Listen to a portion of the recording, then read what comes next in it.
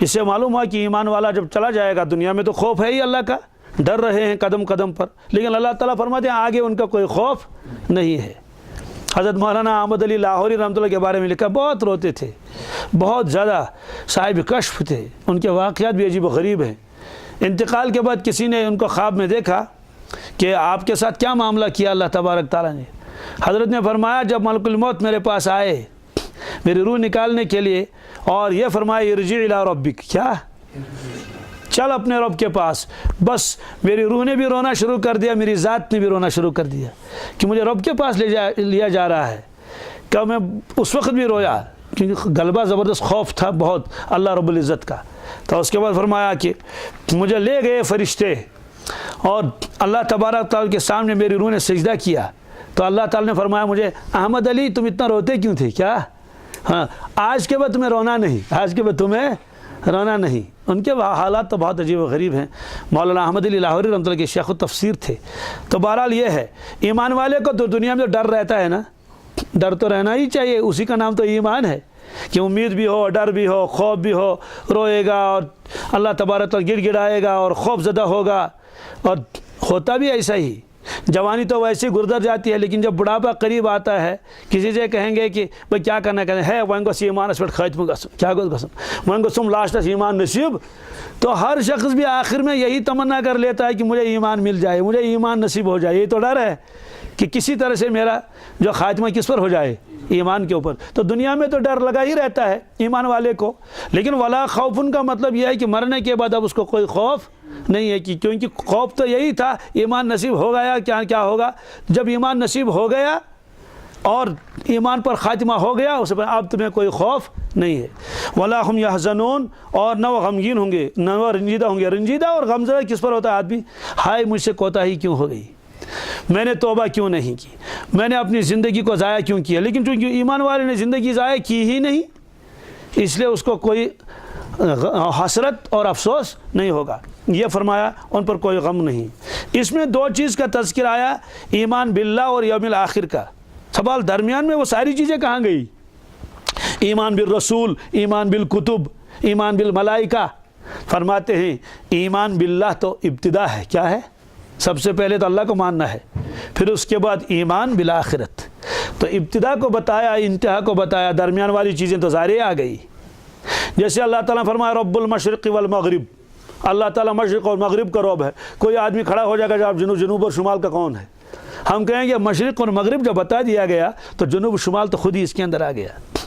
جیسے قرآن پاک نے فرمایا یدعون ربہم بالغداۃ والعشی، وہ اپنے رب کو یاد کرتے ہیں صبح اور شام۔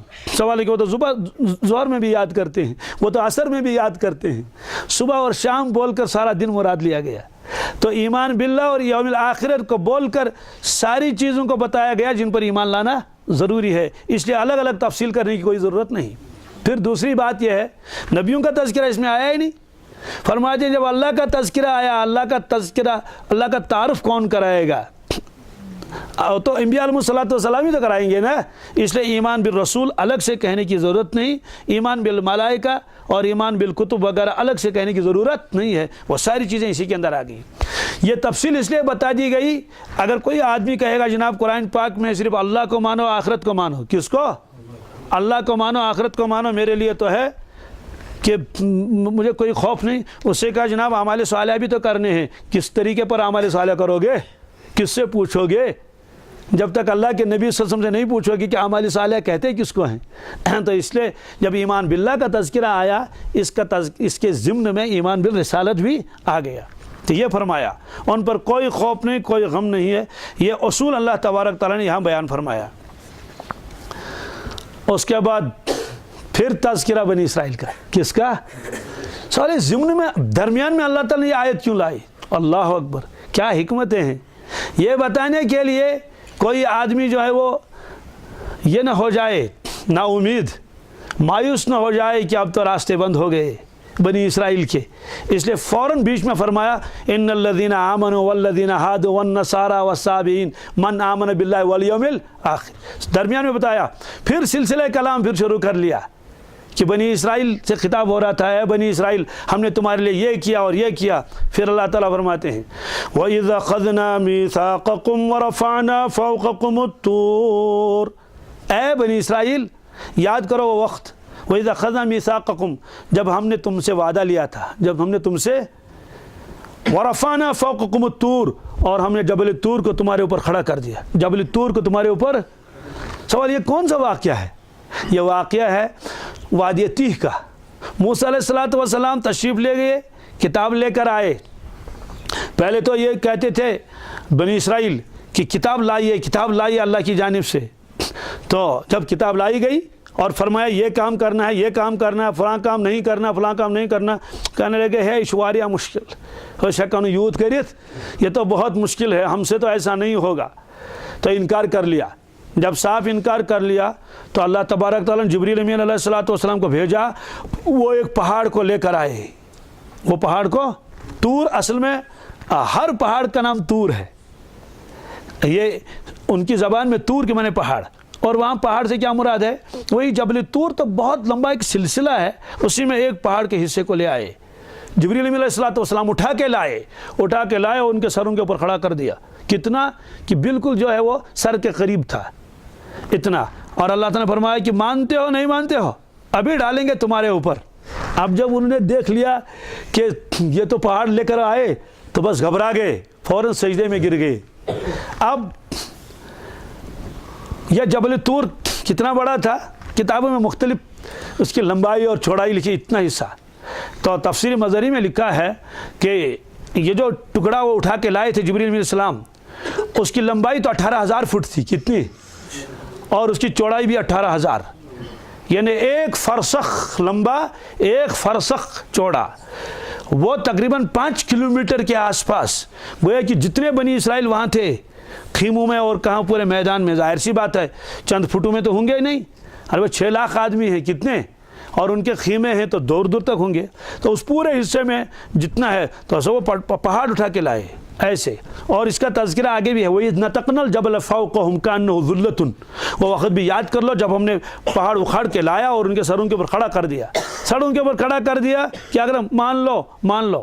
اب جب انہوں نے دیکھا کہ اب تو مر رہے ہیں، بس فوراً سجدے میں گئے. کس میں؟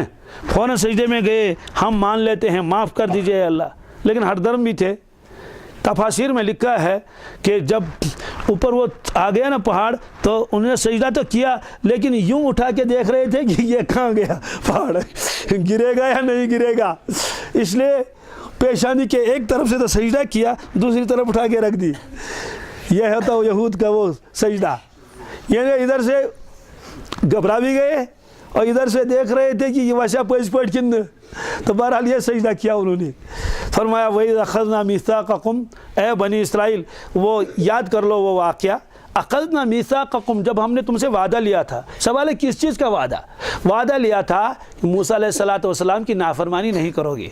یہ جو کتاب ہم نے تم کو دی ہے اس کتاب کے مطابق اپنی زندگی گزارو گے. وَرَفَعْنَا فَوْقَكُمْ اور اٹھایا ہم نے فوق تمہارے اوپر طور، جبل طور کو. اس کا مطلب یہ نہیں کہ پہاڑ کے نیچے آئے تھے تو انہوں نے کہا شاید ہی گر جائے، شاید والا مسئلہ نہیں ہے. قرآن پاک نے صاحب فرمایا نتقنا الجبل، ہم نے پہاڑ کو بالکل جڑوں کے عمق سے نکالا اور ان کے سروں کے اوپر کھڑا کر دیا. تو جبریل علیہ السلام کو بھیج دیا کہ جاؤ. معلوم ہوا کہ فرشتے کتنے طاقتور ہیں، اتنے بڑے پہاڑ کو کیا کر لیا، اٹھا کے لائے. پھر کیا فرمایا خذوا ما آتیناکم بقوہ، خذوا ما آتیناکم، لے لو اس کتاب کو جو ہم نے تم کو عطا کی، بقوت مضبوطی کے ساتھ. کس کے ساتھ؟ واذکروا ما فیہ، اور یاد کرو جو اس میں ہے. یاد کرو اس میں جو کچھ ہے اس کو یاد کر لو، یعنی اس کے مطابق زندگی گزارو، اس کی تلاوت کر لو، اس کے مضامین کو ذہن میں رکھو.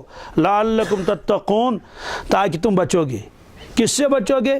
دنیا کے عذاب سے، آخرت کے عذاب سے، دوزخ کے عذاب سے تم بچ جاؤ گے. بس بچنے کی یہی شکل ہے. تو معلوم یہ ہوا کہ اگر آدمی دنیا کے مصائب سے اور دنیا کی پریشانیوں سے اور آفات و بلیات سے بچنا چاہیے اور اسی طرح سے آخرت کے عذاب سے بچنا چاہے تو اس کو چاہیے کہ وہ قرآن پاک کو ذہن میں رکھے، اس کی تلاوت کرے، اس کے مطابق زندگی گزارے. مذکورو کے معنی آتے ہیں اس کو یاد کر لو. ثم تولیتم من بعد ذلک، ثم تولیتم پھر بھی اس کے بعد تم نے منہ پھیر لیا، روگردانی کی اس کے بعد بھی. یعنی آپ جب دیکھا پہاڑ واپس چلا گیا، دیکھا کہ بس بلا تو ٹل گئی، اس کے بعد پھر وہی شرارت. اللہ تعالیٰ فرماتے ہیں فلولا فضل اللہ علیکم ورحمتہ، اگر اللہ کا فضل تمہارے اوپر نہ ہوتا اور اللہ کی رحمت تمہارے اوپر نہ ہوتی لکنتم من الخاسرین، تو تم تباہ ہو جاتے. تم تباہ، یعنی مطلب یہ ہے کہ اعمال تو تم نے ایسے کیے کہ ہونا تو یہ چاہے کہ اسی وقت فرعون کی طرح غرق کر دیے جاتے، اور فرعون جیسے ختم ہو گیا آپ کے اوپر کوئی آفت آ جاتی، بس نیست نابود ہو جاتے. لیکن پھر بھی ہم نے اپنے فضل اور اپنی رحمت سے تم کو بچا لیا، فوراً آپ کے اوپر عذاب نازل نہیں کیا. گویا یہ بتایا جا رہا ہے کہ اب تو باری آ گئی ہے کہ اب بھی اللہ کا فضل ہے. وہ فضل کیا ہے؟ محمد رسول اللہ صلی اللہ علیہ وسلم. اس کی رحمت کیا ہے؟ دین اسلام ہے. یعنی مطلب یہ ہے کہ اب بھی دین اسلام قبول کر لو، حضرت محمد رسول اللہ صلی اللہ علیہ وسلم کا دامن پکڑ لو، تو ہمارا فضل اور رحمت تمہارے اوپر ہے. اس لیے اگر تم ایسا نہیں کیا پھر تو وہی تباہی ہوگی. یہ فرمایا اگر ہمارا فضل تمہارے اوپر نہ ہوتا اور ہماری رحمت نہ ہوتی تو تم خسارے میں ہوتے. یہ بتا دیا گیا اس زمانے کے بنی اسرائیل کو بھی، یہود نصارہ کو بھی، جو موجود تھے رسول اللہ صلی اللہ علیہ وسلم کے زمانے میں، کہ ایسا تو ہونا چاہیے آپ ختم ہی ہو جاتے، کچھ بھی نہ رہتا، لیکن پھر بھی ہم نے آپ کو کیا بچا کے رکھا ہے. یہ ہمارا فضل و رحمت ہے. تو موقع دے دیا جا رہا ہے. اللہ تعالیٰ نے بہت مرتبہ بچائے ان کو. ایک مرتبہ نجران کے عیسائی آئے اور نبی کریم صلی اللہ علیہ وسلم سے بحث کیا، وہ مناظرہ کیا. اس کے بعد آپ نے فرمایا ٹھیک آپ نہیں مانتے ہیں دلائل سے، تو چلو مباہلہ کریے. مباہلہ کس سے کہتے ہیں اس کا تذکرہ آگے آئے گا. ندعو ابناءنا وابناءکم ونساءنا ونساءکم وانفسنا وانفسکم.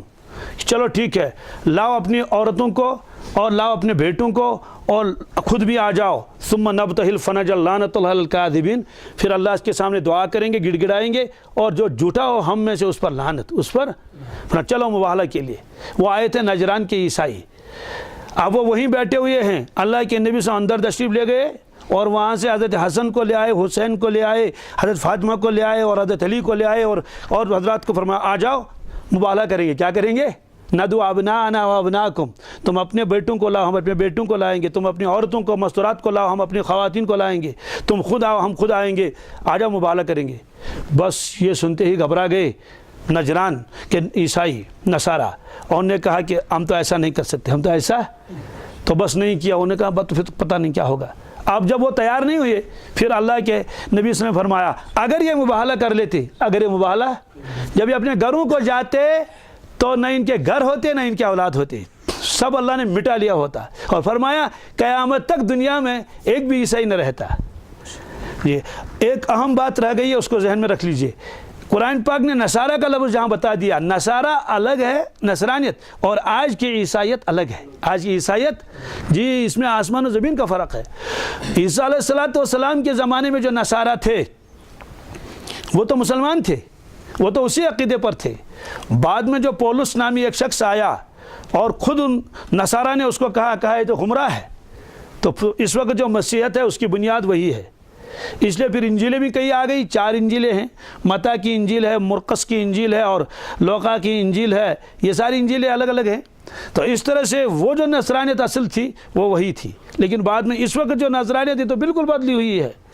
اس کا عقیدہ بدلا ہوا ہے، اس کی ساری چیزیں بدل گئی ہیں. تو بہرحال یہ فرمایا اگر اللہ کا فضل اور اس کی رحمت تمہارے اوپر نہ ہوتی تو تم سب تباہ ہو جاتے.